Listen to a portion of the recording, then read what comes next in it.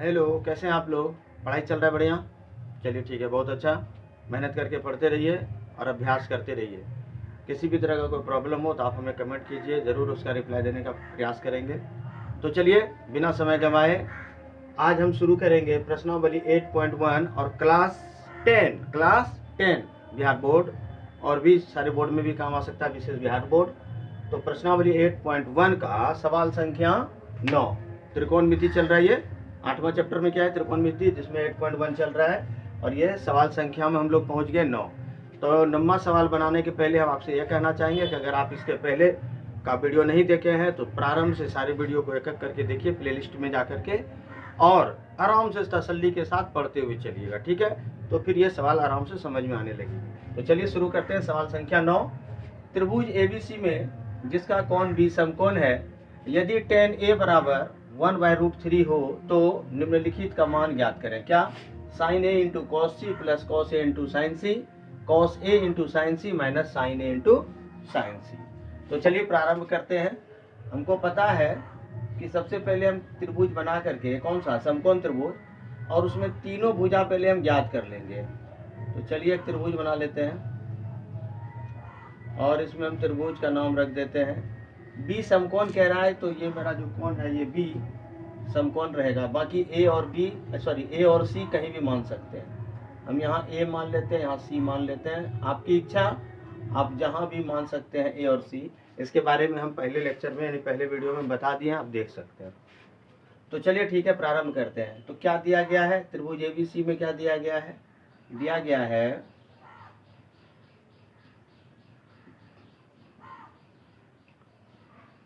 tan a बराबर 1/√3। ठीक बात। आपको पता है कि tan का फॉर्मूला क्या होता है? tan का सूत्र होता है आधार लंब बटे आधार। हम यहाँ लिख दें, लंब बटे आधार होता है कि नहीं होता है? ये सूत्र हम यहाँ पर एक बार लिख दिए। तो आप जरा सा सोच के बताइएगा, क्या चीज सोच के बताएंगे कि tan a, यहाँ पर एंगल कौन सा दिखा रहा है? a। ए के हिसाब से लंब कौन हो जाएगा? BC, और आधार कौन हो जाएगा? AB। तो हम लंब के जगह क्या लिख देंगे? BC, और आधार के जगह लिख देंगे AB, और इसका मान कितना दिया हुआ है? 1/√3, अर्थात AB का मान हो जाएगा √3 और BC का मान कितना हो जाएगा? 1। तो चलिए सेट कर देते हैं। BC किधर है? यहाँ, इसका मान कितना हो गया? 1, और AB किधर है? AB, इसका मान हो गया √3। तो पाइथागोरस से AC निकाल लेंगे, जो अभी तक करते आ रहे हैं। तो पाइथागोरस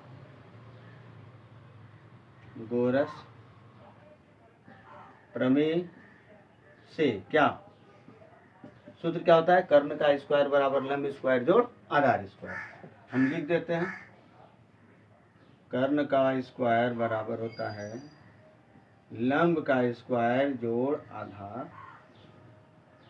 फिर गलती कर रहे हो तुम लोग, हम पहले बोले हुए हैं कि जब हम बनाएं तो आराम से तसल्ली से समझ लो, पीछे पीछे कॉपी पे लिखना नहीं है। एकदम आराम से पहले समझो, एकदम ऐसे आराम से हाथ बंद करके सिर्फ समझो। जब हो जाएगा कंप्लीट तो अपना पेन चालू करना है। ईमानदारी से बता रहे तो समझना, ऐसे उतार रहे वो तो तुम्हारे वीडियो में है ही, आराम से उतार लेना ना, ठीक है? तो चलो ठीक है। कर्ण कौन है? AC, तो AC का स्क्वायर।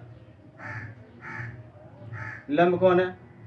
BC, BC का स्क्वायर। आधार कौन है? AB, AB का स्क्वायर।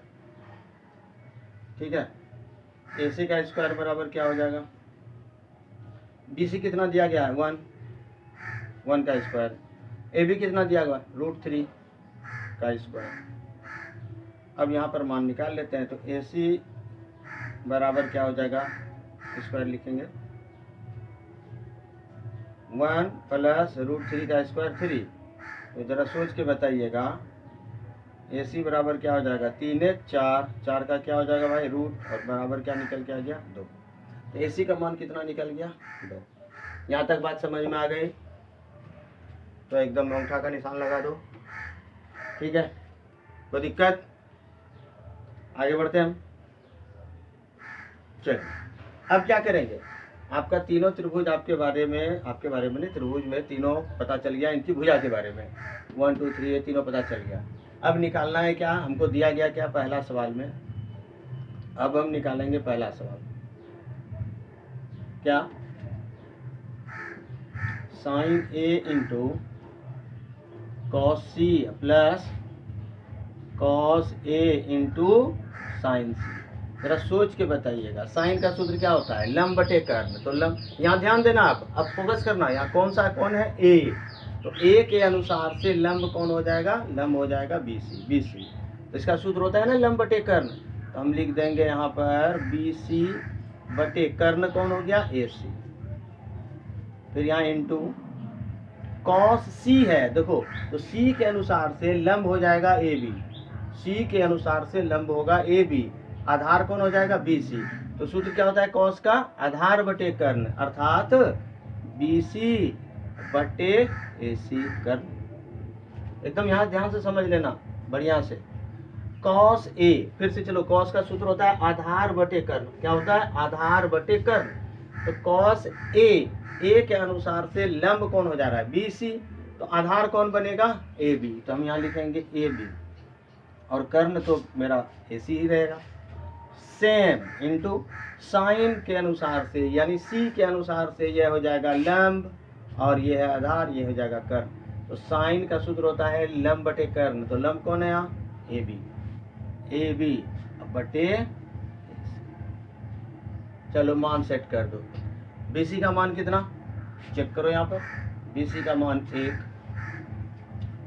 ए सी का मान कितना? 2, यहाँ इंटू का मतलब गुना। बी सी का मान कितना? 1, ए सी का मान कितना? 2, इधर प्लस ए बी का मान कितना? √3 बटे 2 गुना √3 बटे 2। 1 गुना 1 1, 2 गुना 2 4, प्लस √3 गुना √3 3, 2 गुना 2 4। इसको जोड़ लेते हैं तो 4 तो एलसीएम हो जाएगा, और यहाँ हो जाएगा 1 जोड़ 3 बराबर 4 बटे 4, और ये कट के क्या निकल जाएगा? 1। तो यानी पहला जो सवाल हुआ sine A into cos C plus cos A into sine C, इसको सॉल्व करते हैं तो आंसर कितना निकल के आता है? 1। दिमाग में आ गई बात? Very good. चलिए अब दूसरे पे चलते हैं। यहाँ पर दूसरा, cos A into cos C minus sine A into sine C. Same उसी तरह से हमको तो लगता है कि आप लोग कर सकते हैं। तो कॉस का सूत्र होता है आधार बटे कर्ण, याद रखना, आधार बटे कर्ण। और यहाँ चूंकि ए एंगल है तो ए यहाँ पर हम लिखे हैं, ए के अनुसार से लंब बी सी हो रहा है, तो आधार कौन हो जाएगा? A B. यहाँ लिखेंगे ए बी, और कर्ण मेरा हमेशा कांस्टेंट रहेगा ए सी। यहाँ गुना कॉस सी, कॉस का सूत्र फिर से आधार बटे कर्ण, इस बार सी है तो सी के अनुसार से लंब कौन हो जाएगा? A B. तो आधार कौन बनेगा? B C. तो यहाँ आ जाएगा बी सी बटे ए सी माइनस साइन के अनुसार से, साइन का सूत्र होता है लंब बटे कर्ण, और यहाँ ए है तो ए के अनुसार से लंब कौन? बी सी, और कर्ण ए सी गुना साइन सी, फिर से वही लंब बटे कर्ण, तो लेकिन सी के अनुसार से लंब हो जाएगा ए बी बटे ए सी। अब मान सेट कर दो आराम से। ए बी का मान कितना दिया गया? ए बी √3, ए सी कितना है? 2, बी सी कितना है? 1 बटे 2, माइनस इधर बी सी कितना? 1, ए सी कितना? 2 गुना ए बी कितना? √3 अब बटे, नहीं लग रहा है? सेम कट के शून्य हो जाएगा।